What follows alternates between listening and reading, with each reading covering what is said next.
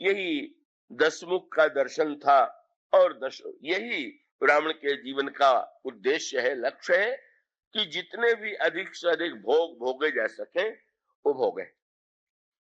इसलिए गोस्वामी जी ने जो व्यंग्यात्मक वाक्य कहा वो तो यही है कि हनुमान जी का जिस समय लंका में गए तो गोस्वामी जी ने राक्षसों के निवास स्थान के लिए जिस शब्द का प्रयोग किया है वो मंदिर, उन्होंने कहा मंदिर मंदिर प्रतिकर शोधा, देखे जह तह अगणित जोधा, गयहु दशानन मंदिर माही, अति विचित्र कही जात सुनाही, सैन किए देखा कपिते ही, मंदिर महन दीख बैदेही। प्रत्येक राक्षसों के मंदिर में हनुमान जी गए और अंत में रावण के मंदिर में गए, पर मंदिर में वैदेही नहीं दिखाई पड़े। तो सबसे पहली बात कि देह नगर की चर्चा है तो आप लोग देह नगर में ही न चले जाइएगा, क्योंकि अंतर तो यही था कि हनुमान जी सारी लंका में घूमे तो सब सो रहे थे। रावण के यहाँ भी जब गए तो वो भी सो रहा था। बस एक ही घर उनको ऐसा मिला जिसके द्वार पर हनुमान जी आकर के जो ही खड़े हुए, बस ताही समय विभीषण जागा। और उसका अर्थ ये कि संत के आने पर भी जो मोह निद्रा में सो रहा है वही देह नगर में बैठा हुआ है, और संत के आने पर जिसकी निद्रा दूर हो जाती है वही वस्तुतः भगवान की शरणागति का अधिकारी है। तो ये जो संकेत है, गोस्वामी जी ने बड़ी मीठी बात की। वे खोजने आए हैं वैदेही को। वैदेही शब्द का अर्थ आप जानते होंगे, देह से जो ऊपर है वो विदेह। श्री सीता जी का नाम वैदेही, मानो संकेत ये है कि वे खोज रहे हैं वैदेही को। ये नगर जो है देह नगर है, और इसमें जब मंदिर कहते हैं, किसी ने गोस्वामी जी से पूछा होगा कि महाराज सारे राक्षसों के निवास स्थान को आपने मंदिर बना दिया, और कोई मंदिर नहीं था क्या? कहने लगे नहीं, हजारों मंदिर तो थे, उनसे अलग एक मंदिर था। और वो मंदिर क्या? बोले विभीषण घर में रहते हैं और हरि मंदिर तो भिन्न बनावा।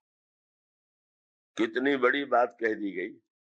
लंका में भी हरि मंदिर तो है पर एक ही, और उसके पूजा करने वाले भी केवल विभीषण है। और लंका में दशानन मंदिर तो सारे घरों में रावण की ही, ये घर तो मैं कह रहा हूं। वो स्वामी जी कहते हैं लंका का तो प्रत्येक निशाचर जो है अपने घरों में जिस देवता की पूजा करता है वो तो दशानन ही उसका देवता है। और उसका सीधा सा तात्पर्य है, जहां देह की पूजा हो रही है वो दशानन मंदिर है, वो निशाचरों का मंदिर है। और जहां साक्षात ब्रह्म परमात्मा भगवान की पूजा हो रही है तो वही सच्चे अर्थों में हरि मंदिर है। तो भाई सत्य तो यही है, हरि मंदिर कितने हैं और दशानन मंदिर कितना है? आप शायद देश भर में गिना देंगे इतने मंदिर हैं, पर वो सचमुच ये जो मंदिर इतनी संख्या है, क्या सचमुच उस मंदिर में सच्ची मंदिर की भावना है क्या? क्या उनकी आराधना हो रही? यही तो विडंबना है कि सर्वत्र दशानन की ही तो पूजा हो रही। हरि की पूजा जो हो रही है वो तो बला टालने के लिए है। उसका अर्थ ये हुआ, देखिए ना, दशानन ये शरीर की पूजा कितनी दिन रात चलती है हम लोगों के जीवन में। प्रातः काल से लेकर के जो पूजा अखंड रूप से चलती रहती है वो तो शरीर की ही पूजा है। जब गोस्वामी जी से किसी ने पूछ दिया, लक्ष्मण जी जैसी सेवा करते हैं वैसी सेवा करना तो बड़ा कठिन है। गोस्वामी जी ने कहा, कहाँ कठिन है? आप भी तो लक्ष्मण जी की तरह ही सेवा कर रहे हैं। मैं और लक्ष्मण जी की सेवा करें।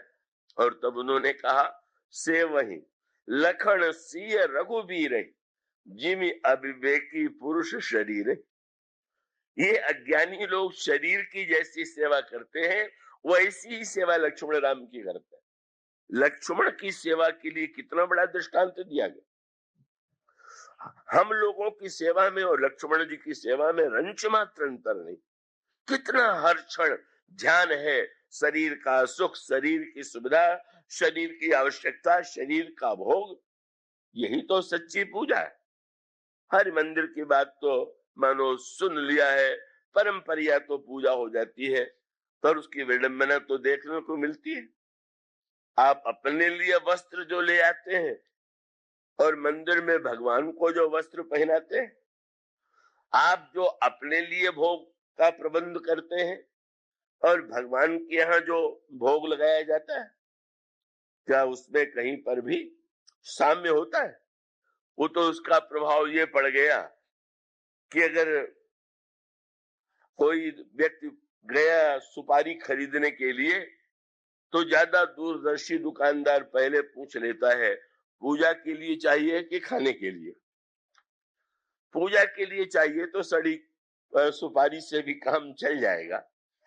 हाँ, अब खाना होगा तब तो बहुत बढ़िया ही सुपारी चाहिए। भगवान को अगर वस्त्र देना होगा तो पंडितों को बाध्य होकर के वो एक धागा लेना पड़ता है, वो रंगीन कलावा। और वस्त्र आया है तो बोले वस्त्र के स्थान पर ये कलावा जो है अर्पित। आप अपने लिए भी कलावा कभी अर्पित कर लेते हैं क्या, कि कुर्ते धोती के स्थान पर हम अब कलावा ही पहनेंगे? इसका अर्थ यह है कि सच बात तो यही है ये कि हम सब शरीर की ही सच्ची सेवा और पूजा करते हैं। भगवान की पूजा तो बहुत विरले व्यक्ति करते हैं। तो ये तो लंका देह नगर, यहाँ पर वैदेही को खोजने वाला संत आ गया और सर्वत्र जब देखता है तो सारे लंका के लोग गहरी नींद में, तमोमयी निद्रा में, मोहमयी निद्रा में सो रहे हैं। उन्हें कहीं वैदेही का दर्शन नहीं मिला, स्वाभाविक था। तो एक नगर तो वह है जो लंका नगर है। ये तो शुद्ध देहवादियों का नगर है। और ये जो अयोध्या है ये उससे ऊपर है। ऐसा तो नहीं है कि यहाँ पर मनुष्य में भोग की वृत्ति न हो, शरीर का वो न हो, पर फिर भी जैसे रथ पे जो घोड़े हैं उनको लगाम के द्वारा नियंत्रित किया जाता है, इसी तरह से विवेक के द्वारा इंद्रियों को नियंत्रित करने की चेष्टा की जाती है। महर्षि दशरथ के जीवन में भी आपको दुर्बलताएं मिलेंगी, पर इसके पश्चात भी वे धर्म के द्वारा, विवेक के द्वारा उन्हें संतुलित करने की चेष्टा करते हैं। ये दशरथ नगर है। और दशरथ नगर इसे यूं कहें, एक देह नगर, दूसरा देहाधिकार नगर, और तीसरा जो है विदेह नगर। बोले विदेह नगर का अर्थ ये है जहां देह और इंद्रिय की वृत्ति है ही नहीं। और सर्वोत्कृष्ट ये वृंदावन की जो लीला है, गोकुल की जो लीला है, अगर उसकी तुलना की जाए तो उसका एक साम्य मिथिला की लीला से मिलेगा। और उसका दोनों का सूत्र ये है, मानो देह नगर है मथुरा, जिस पर शासन है कंस का, जहां अच्छे विचार जन्म लेते ही समाप्त हो जाते हैं। तब भगवान को यही कहना पड़ता है कि भाई इस देह नगर में तो मुझे भी छिप करके ही आना पड़ा। अब तुम एक ही कार्य करो कि नदी के उस पार मुझे ले चलो। ये यमुना क्या है? यमुना जी को रामचरितमानस में गोस्वामी जी ने कहा, कर्म कथा रवि नंदिनी वर्णी। सूर्य नंदिनी यमुना जो है वो कर्म की कथा है। और इसका अर्थ क्या हुआ? कर्म के नदी के इस पार देह नगर और कर्म के नदी के उस पार भावनगर, विदेह नगर, प्रेम नगर, जो शब्द आप देना चाहें उसके लिए दे सकते हैं।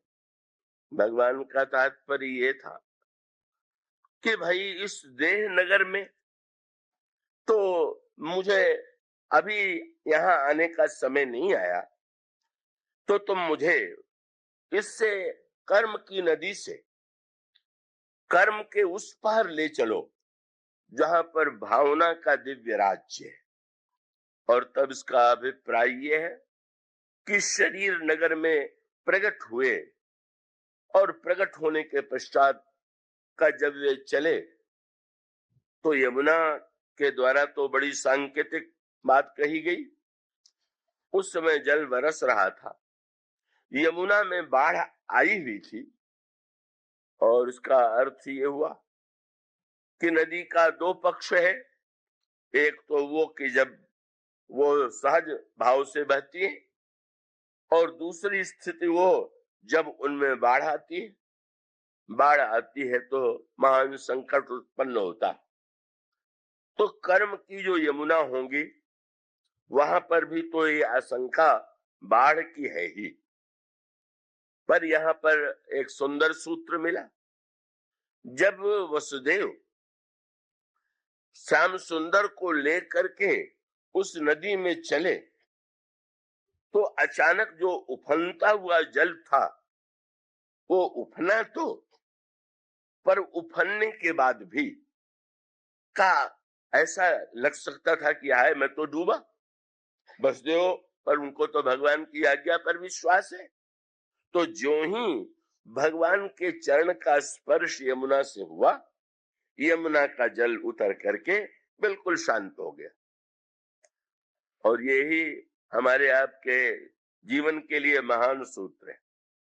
बोले कर्म में जब कभी वासनाओं का उफान आवे तो भगवान के चरणों से छुला दीजिए, भगवान के चरणों का स्मरण कीजिए, वो उफान अपने आप शांत हो जाएगा।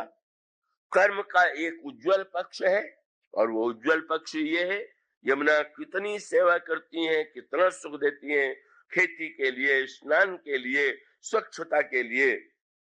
पर बाढ़ के कारण उनके द्वारा भी संकट उत्पन्न हो सकता है। तो इसका अर्थ ये है कि कर्म में जहां पर वासना का अतिरेक हुआ, वह स्वभावतः वो जो कर्म और पुरुषार्थ है वो बड़ा विनाशकारी बनेगा। और उसका एकमात्र उपाय यही है भगवान के चरणों का, उनके मंगल में भक्ति का संस्पर्श।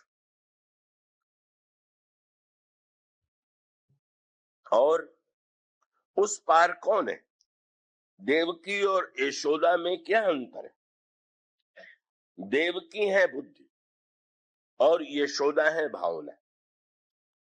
तो बुद्धि के माध्यम से भगवान का स्वरूप व्यक्त तो होता है, पर भगवान की जो तृप्ति होगी, जहां वो दूध पी करके रस का अनुभव करेंगे, आनंद का अनुभव करेंगे, वो तो भाव की यशोदा ही भगवान को अपने स्तनों का दुग्ध पिला करके उन्हें बड़ा कर सकती है।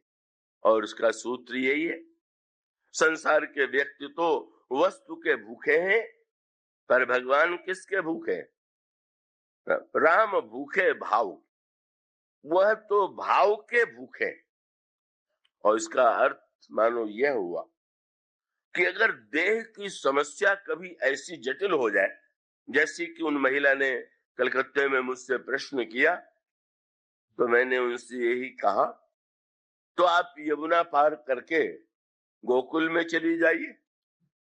और इसका अर्थ है बाहर जो न हो सके, आप भाव राज्य में पूजा करें तो आपके पतियों को तो पता भी नहीं चलेगा कि आप पूजा कर रही हैं। वो तो बाहर वाली पूजा का विरोध करेंगे, उनको करने दीजिए, आप बाहर न कीजिए। आप क्यों नहीं चली जाती हैं भाव राज्य में? भाव के राज्य में क्या कोई किसी को भक्ति से, पूजा से रोक सकता है क्या? और भाई भाव के राज्य में जैसी बढ़िया पूजा होगी वो तो बाहर हो ही नहीं सकती। अच्छे से अच्छा करने वाला भी यदि चाहे तो उतनी श्रेष्ठ पूजा बाहर कर ही नहीं सकता है। जितनी भाव में। उसका अर्थ ये है कि आप ठीक है, आप पतिदेव हैं तो शरीर के नाते आप उनकी भावनाओं का ध्यान रख करके व्यवहार चलाने हैं तो ठीक है, किंतु वह तो सत्य नहीं है। वो तो स्वार्थ के द्वारा प्रतिपादित धर्म है का पत्नी ये माने कि पति भगवान है तो सार्थकता है, और पति देव ही मनवाने की चेष्टा करे कि हम भगवान हैं तो फिर अनर्थ ही हो गया। तो ये जो विडंबना है का धर्म के शब्दों की, वहां मानो संकेत यही है। क्यों नहीं आप कृष्ण पता ही नहीं चला कंस को, पता ही नहीं चला किसी को, और श्री कृष्ण तो पहुंच गए कर्म की यमुना को पार करके भाव की यशोदा के पास। अब उस भाव की भी पूजा अगर हम न करना चाहें या न कर सके तो हमारा दुर्भाग्य है। वो कथा तो आपने सुनी होगी, और वो तो बड़ी विरोध भरी लगती है पर बड़ी सांकेतिक है।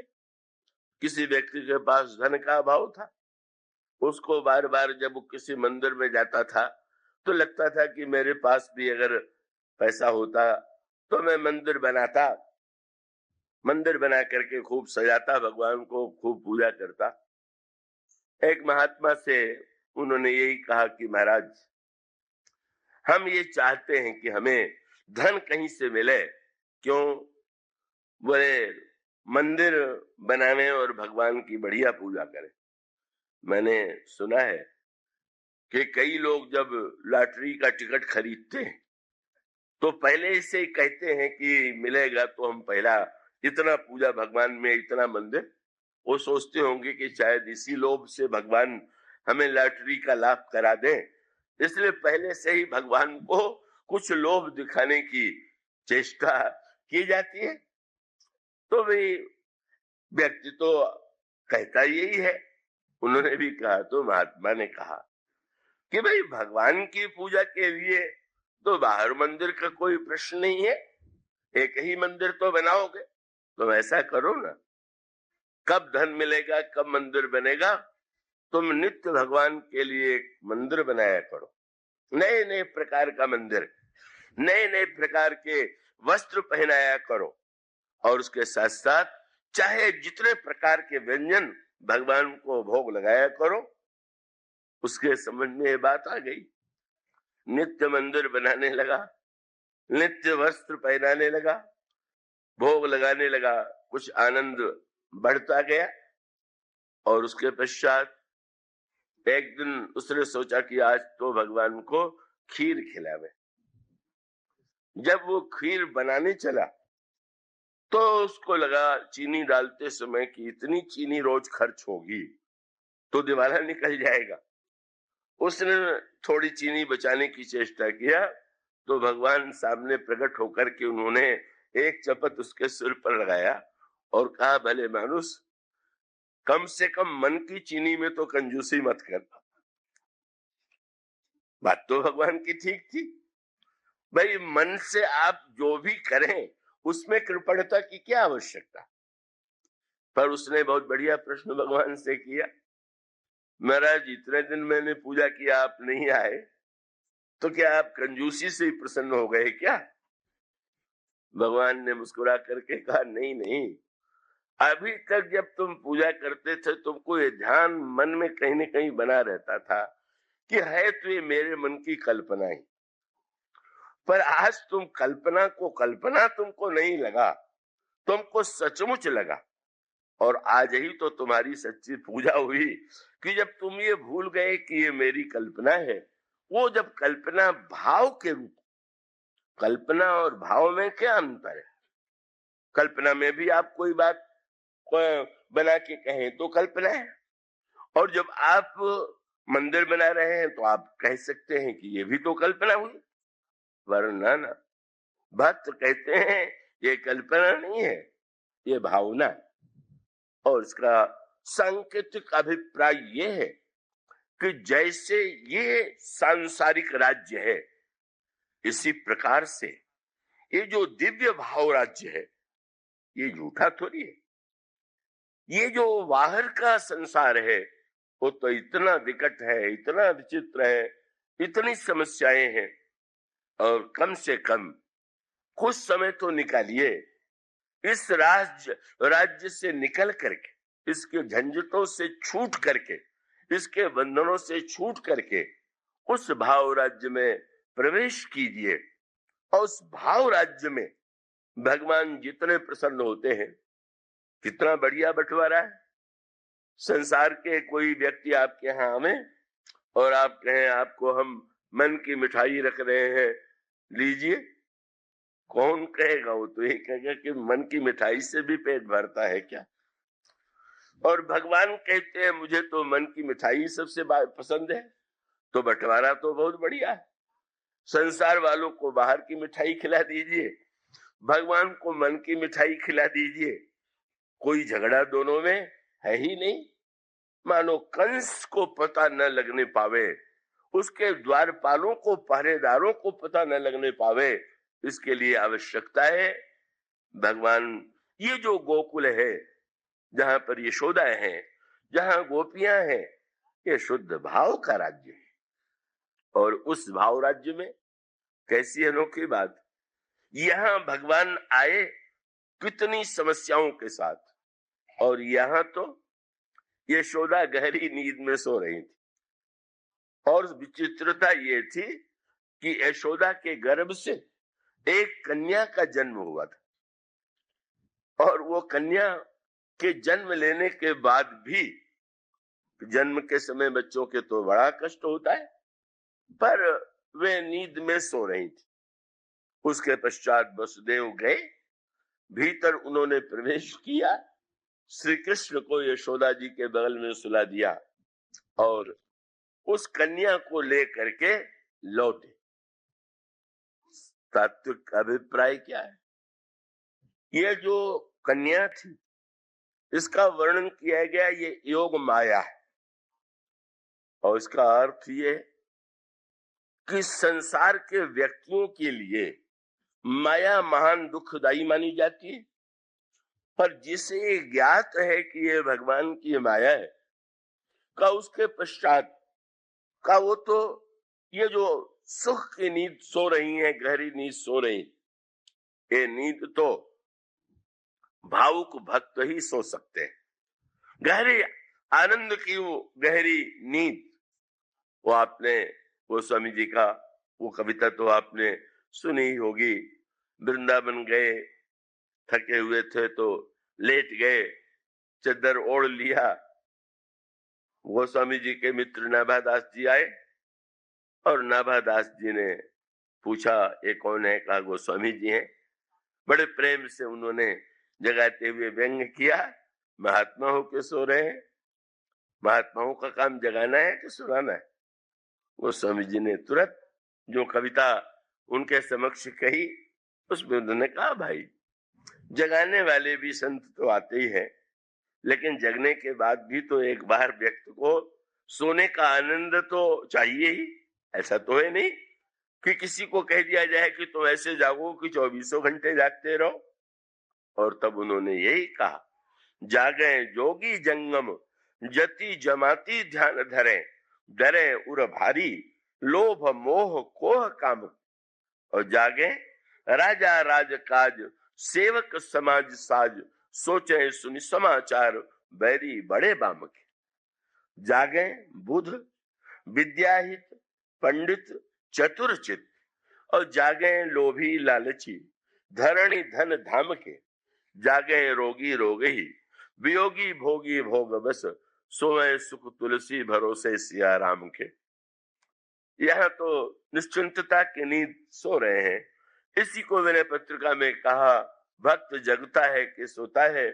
बोले सकल दृश्य निज उदर मेली, सोए निद्रा तज जोगी, सोई हरिपद अनुभव परम सुख, अतिशय द्वैत वियोगी। वो दिव्य निद्रा, और कैसी अनोखी बात! सचमुच ये भगवान भावना के द्वारा जितनी सरलता से मिल जाते हैं। माया दूर चली गई, माया को दूर करने का कोई प्रयत्न यशोदा जी को नहीं करना पड़ा, और साक्षात भगवान स्वयं बगल में आ गए, वसुदेव लेकर के चले, और तब जो दिव्य रस बरसा, जो आनंद की सृष्टि हुई, श्री कृष्ण रोए और रो करके उन्होंने यशोदा जी को जगाया। धन्य है, सचमुच एक ऐसी स्थिति आती है, क्या संसार के लोग तो भगवान को पाने के लिए व्यग्र रहते हैं, पर भगवान जिस माँ की गोदी में, जिस माँ के स्तन का दूध पीने के लिए बेचैन हो रहे हैं, वह तो यशोदा ही है। का वही बात शत्रुघ्न जी भगवान के लिए चले, और चलने के बाद चले थे प्रभु से मिलने के लिए, पर मुनि मग माझ अचल होई वैसा, पुलक शरीर पनस फल जैसा। हृदय में भगवान श्री राम के ध्यान में, को दिश अरु विदिश पंथ नहीं सूझा, को मैं चलूं कहा नहीं बूझा, अविरल प्रेम भगत मुनि पाई, प्रभु देखहि तरु ओट लुकाई। और प्रभु आ गए, और आने के बाद मुनि राम बहु भांति जगावा, जगा रहे हैं। अरे भाई, तुम आ रहे थे मेरे स्वागत के लिए, मैं आ गया हूं और तुम आनंद से आंख मूंदे हो, आंख खोलो तो नहीं, रूठ करके गए। सचमुच प्रभु जिससे मिलने के लिए इतने व्यग्र हैं, वह तो भक्ति की मंगलमयी रसमयी भावना है, और वही यशोदा मैया। कृष्ण रो रहे हैं, माँ मैं आया, मैं भूखा हूं, और वहां तो उस कारागार में तो वह दूध मिल नहीं सकता था जिससे मेरी प्यास मिटती, मेरी भूख मिटती। तुम तो मुझे गोद में लो, मुझे स्तनपान कराओ। और सचमुच कितनी भाग्यशालिनी है ये दिव्य भावना में यशोदा मैया। कृष्ण ने रो करके जगा लिया, माँ ने गोद में उठा लिया, और सारे ब्रज प्रदेश में आनंद की बाढ़ आ गई चारों ओर। वहां पर मथुरा नगर में कुछ नहीं है, न कोई आनंद है, न कोई वाद्य है, न कुछ सुख है, और यहाँ तो चारों ओर देवताओं ने आश्चर्य से देख करके यही कहा, बेटा भयो वसुदेव के गेह, और दुंदुभी बाजत नंद के द्वारे। विचित्र बात हुई, बेटा वसुदेव के घर में हुआ, और नंद के द्वार पर दुंदुभी बज रही है। तो ये सारी जो वृंदावन गोकुल और नंदगाम की लीला है, ये शुद्ध भाव राज्य की लीला है, जहां शरीर से व्यक्ति ऊपर उठ गया, मर्यादा से व्यक्ति ऊपर उठ गया, और शरीर और मर्यादा से ऊपर उठ करके वहां जो दिव्य आनंद है। इसीलिए आप लोगों में से शायद बहुत से लोग न जानते होंगे, ऐसे अनेक श्री कृष्ण भक्त हैं। एक बड़ा प्रसिद्ध पद है, एक भक्त ने भगवत रसिक जी ने लिखा, रे मन वृंदा विपिन निहारू। अरे मन, तो वृंदावन को देख, वृंदावन को देखें कि भगवान को देख। और तब उस भक्त ने कहा, करे मन वृंदा विपिन निहारू, और विपिन राज सीमा के बाहर हरिहु को न निहारू। वृंदावन के बाहर अगर श्री कृष्ण भी दिखाई दे तो मत देखो। बात बड़ी विचित्र सी लगती है। वो तो महाभारत की बात भी सुनना उनको प्रिय नहीं है, और यहाँ तक कि एक बड़े प्रसिद्ध भक्त हैं कुंभन दास जी, उन्होंने संकेत किया, किसी ने पूछ दिया कि आप तो श्री कृष्ण के उपासक हैं। उन्होंने कहा, बस इस बात का ध्यान रखो, हमारो मुरली वालो श्याम। वो हमारा कृष्ण तो मुरली वाला कृष्ण है, चक्रधारी नहीं और शस्त्र उठाने वाला नहीं, वह तो हमारा मुरली वाला। और उन्होंने कहा, कुंभन दास द्वारिका मथुरा, इनसे कहाँ है काम, हमारो मुरली वालो श्याम। और उसका सांकेतिक अभिप्राय ये है कि आप जिस समय जिस दिव्य भाव राज्य में प्रवेश करते हैं, वहां पर न कंस है, न कोई वृत्य है, वहां तो आप अनंत रस के आनंद में प्रेम राज्य में, भाव राज्य में भगवान की यह अवस्थिति है। और जो उस भाव राज्य में रह सकते हैं, कुछ भक्तों के लिए ही संभव है। सभी तो निरंतर भाव राज्य में नहीं रह सकते हैं। कुछ ऐसे संत हुए हैं जो निरंतर उसी भाव के राज्य में, वृंदावन में ही श्री कृष्ण की लीला में रस में हो रहे हैं। किंतु अन्य लोगों को तो